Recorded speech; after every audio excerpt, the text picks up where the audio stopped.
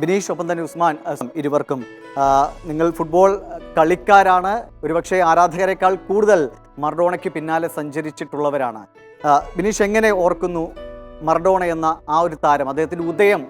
നമുക്കറിയാം, ഒരുപാട് പ്രതിസന്ധികളെ മറികടന്നു വന്ന താരം. എങ്ങനെയാണ് മറഡോണയായി അദ്ദേഹത്തിൻ്റെ ആ തുടക്കം? മറഡോണയുടെ തുടക്കത്തിനെ പറ്റി പറയുന്നതിന് മുന്നേ എനിക്ക് പറയാനുള്ളത്, നമ്മുടെ സ്വീകരണ മുറിയിലേക്ക് ദൃശ്യമാധ്യമങ്ങൾ എത്തിയ ഒരു കാലഘട്ടത്തിലാണ് മറഡോണ എന്നൊരു വീരപുരുഷനെ നമ്മൾ കാണുന്നത്. അത് ലോകകപ്പ് കയ്യിലേറി നിൽക്കുന്ന ഒരു വീരപുരുഷൻ മാത്രമല്ല, നമ്മളന്നൊക്കെ പല വീടുകളിലും കാസറ്റ് എടുത്തൊക്കെയാണ് കളികൾ കണ്ടുകൊണ്ടിരുന്നത്. അപ്പോൾ അന്ന് ഒരു ടീമിനെ ഒറ്റയ്ക്ക് നയിച്ചു. നമ്മളെപ്പോഴും മറഡോണ ഒറ്റയ്ക്ക് ഒരു ടീമിനെ വേൾഡ് കപ്പ് നേടിക്കൊടുത്തു എന്ന് പറയാനുള്ള ഒരു കാരണം, നമുക്കറിയാം പെലെ വേൾഡ് കപ്പ് നേടിയ സമയത്ത് അന്ന് പ്രശസ്തരായ കുറേ പേരുകൾ പെലെയുടെ കൂടെ വെക്കാനുണ്ടായിരുന്നു. സോക്രട്ടീസ്, ദീദേ, അങ്ങനെ പല പേരുകളും നമുക്ക് അദ്ദേഹത്തിൻ്റെ കൂടെ പറയാനുണ്ടായിരുന്നു. പക്ഷേ മറഡോണ വേൾഡ് കപ്പ് എടുത്തതിന് ശേഷം അദ്ദേഹത്തിൻ്റെ കൂടെ വെക്കാൻ അർജൻറ്റീനിയൻ താരങ്ങളുടെ പേരുകളൊന്നും പിന്നെ പറഞ്ഞു കേട്ടില്ല. അതുകൊണ്ടാണ് നമ്മൾ അദ്ദേഹം ഒറ്റയ്ക്കൊരു വേൾഡ് കപ്പ് നേടിക്കൊടുത്തു എന്ന് പറയുന്നത്.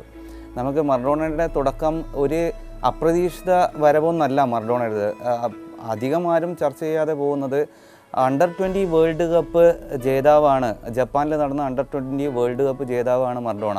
അത് അണ്ടർ 20 ആണെങ്കിലും യൂത്ത് വേൾഡ് കപ്പ് ആണെങ്കിലും അദ്ദേഹം കളിക്കുന്നത് ഏതാണ്ട് 16-ാം വയസ്സിലാണ് ആ അണ്ടർ 20 വേൾഡ് കപ്പ് കളിക്കുന്നത്. അപ്പോൾ അതിനർത്ഥം ഒരു അപ്രതീക്ഷിതമായിട്ട് ഒരു താരോദയമല്ല മറഡോണയുടേത്. പതുക്കെയുള്ള വരവ് തന്നെയാണ്. നമുക്കറിയാം മറഡോണയുടെ കുട്ടിക്കാലൊക്കെ വളരെ ദയനീയമായിരുന്നു. വളരെ കഷ്ടപ്പാടിലൂടെയാണ് അദ്ദേഹം ഫുട്ബോളിലേക്ക് വരുന്നത്. 16-ാം വയസ്സിൽ അദ്ദേഹം ക്ലബ് ഫുട്ബോളിലേക്ക് വരുന്നു. അർജൻറ്റീനിയോസ് ജൂനിയർ എന്ന ടീമിന് വേണ്ടിയിട്ട് 113ഓളം ഗോളുകൾ നേടുന്നു. അതിനുശേഷം അദ്ദേഹത്തിൻ്റെ നീക്കങ്ങളെല്ലാം വളരെ പ്ലാൻഡ് ആണ് എന്ന് തന്നെ നമ്മൾ പറയേണ്ടിയിരിക്കുന്നു. നമുക്കറിയാം പിന്നെ ബൊക്ക ജൂനിയേഴ്സിലാണ് പോകുന്നത്. നമുക്കറിയാം സമ്പന്നന്മാരുടെ ടീമായ റിവർ പ്ലേറ്റ് അർജൻറ്റീനയിലെ കാണികളുടെ ഇടയിലും ആരാധകരുടെ ഇടയിലും പൊങ്ങി നിൽക്കുന്ന സമയത്തും അദ്ദേഹം പോകാൻ താല്പര്യപ്പെട്ടത് ബൊക്ക ജൂനിയേഴ്സിലേക്കാണ്. അതിനുശേഷം ബൊക്ക ജൂനിയേഴ്സിൽ നിന്ന് പോകുന്നത് ബാഴ്സലോണയിലേക്കാണ്. ബാഴ്സലോണ നമുക്കറിയാം ആ സമയങ്ങളിൽ റിയൽ മാഡ്രിഡ് ഒക്കെ പറന്ന് കൊടി വെച്ച് നടക്കുന്ന സമയത്താണ് ബാഴ്സലോണയിലേക്ക് അദ്ദേഹം പോകുന്നത്. റെക്കോർഡ് തുകക്കാണെങ്കിൽ പോലും ആ ടീമിനെ തിരഞ്ഞെടുക്കുന്നു. അവിടെ നിന്നും പോകുന്നത് നാപ്പോളി എന്ന് പറഞ്ഞ ഒരു ടീമിലേക്കാണ്. അവിടെ നമുക്കറിയാം AC മിലാൻ, ഇന്റർ മിലാൻ, അതുപോലുള്ള ജുവൻറ്റസ് എന്നുള്ള ടീമുകളൊക്കെ വലിയ വലിയ ടീമുകൾ, വമ്പൻ ടീമുകൾ ഉണ്ടാകുമ്പോഴും നാപ്പോളി എന്ന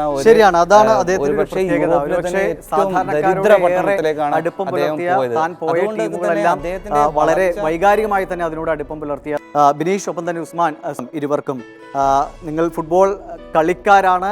ഒരുപക്ഷെ ആരാധകരെക്കാൾ കൂടുതൽ മറഡോണയ്ക്ക് പിന്നാലെ സഞ്ചരിച്ചിട്ടുള്ളവരാണ്. ബിനീഷ് എങ്ങനെ ഓർക്കുന്നു മറഡോണ എന്ന ആ ഒരു താരം, അദ്ദേഹത്തിൻ്റെ ഉദയം? നമുക്കറിയാം, ഒരുപാട് പ്രതിസന്ധികളെ മറികടന്നു വന്ന താരം. എങ്ങനെയാണ് മറഡോണയായി അദ്ദേഹത്തിൻ്റെ ആ തുടക്കം? മറഡോണയുടെ തുടക്കത്തിനെ പറ്റി പറയുന്നതിന് മുന്നേ എനിക്ക് പറയാനുള്ളത്, നമ്മുടെ സ്വീകരണ മുറിയിലേക്ക് ദൃശ്യമാധ്യമങ്ങൾ എത്തിയ ഒരു കാലഘട്ടത്തിലാണ് മറഡോണ എന്നൊരു വീരപുരുഷനെ നമ്മൾ കാണുന്നത്. അത് ലോകകപ്പ് കയ്യിലേറി നിൽക്കുന്ന ഒരു വീരപുരുഷൻ മാത്രമല്ല, നമ്മളന്നൊക്കെ പല വീടുകളിലും കാസറ്റ് എടുത്തൊക്കെയാണ് കളികൾ കണ്ടുകൊണ്ടിരുന്നത്.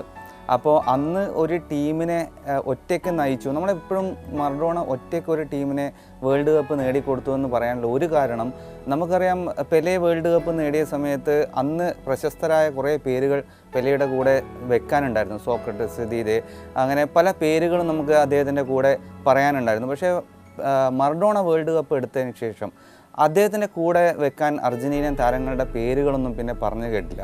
അതുകൊണ്ടാണ് നമ്മൾ അദ്ദേഹം ഒറ്റയ്ക്കൊരു വേൾഡ് കപ്പ് നേടിക്കൊടുത്തു എന്ന് പറയുന്നത്. നമുക്ക് മറഡോണയുടെ തുടക്കം ഒരു അപ്രതീക്ഷിത വരവൊന്നല്ല. മറഡോണയുടെ അധികം ആരും ചർച്ച ചെയ്യാതെ പോകുന്നത് അണ്ടർ 20 വേൾഡ് കപ്പ് ജേതാവാണ്. ജപ്പാനിൽ നടന്ന അണ്ടർ 20 വേൾഡ് കപ്പ് ജേതാവാണ് മറഡോണ. അത് അണ്ടർ 20 ആണെങ്കിലും യൂത്ത് വേൾഡ് കപ്പ് ആണെങ്കിലും അദ്ദേഹം കളിക്കുന്നത് ഏതാണ്ട് 16-ാം വയസ്സിലാണ് ആ അണ്ടർ 20 വേൾഡ് കപ്പ് കളിക്കുന്നത്. അപ്പോൾ അതിനർത്ഥം ഒരു അപ്രതീക്ഷിതമായിട്ട് ഒരു താരോദയമല്ല മറഡോണയുടേത്.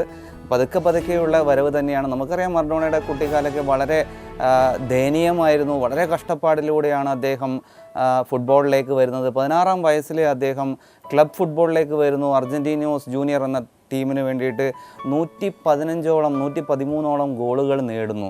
അതിനുശേഷം അദ്ദേഹത്തിൻ്റെ നീക്കങ്ങളെല്ലാം വളരെ പ്ലാൻഡ് ആണ് എന്ന് തന്നെ നമ്മൾ പറയേണ്ടിയിരിക്കുന്നു. നമുക്കറിയാം പിന്നെ ബൊക്ക ജൂനിയേഴ്സിലാണ് പോകുന്നത്. നമുക്കറിയാം സമ്പന്നന്മാരുടെ ടീമായ റിവർ പ്ലേറ്റ് അർജൻറ്റീനയിലെ കാണികളുടെ ഇടയിലും ആരാധകരുടെ ഇടയിലും പൊങ്ങി നിൽക്കുന്ന സമയത്തും അദ്ദേഹം പോകാൻ താല്പര്യപ്പെട്ടത് ബൊക്ക ജൂനിയേഴ്സിലേക്കാണ്. അതിനുശേഷം ബൊക്ക ജൂനിയേഴ്സിൽ നിന്ന് പോകുന്നത് ബാഴ്സലോണയിലേക്കാണ്.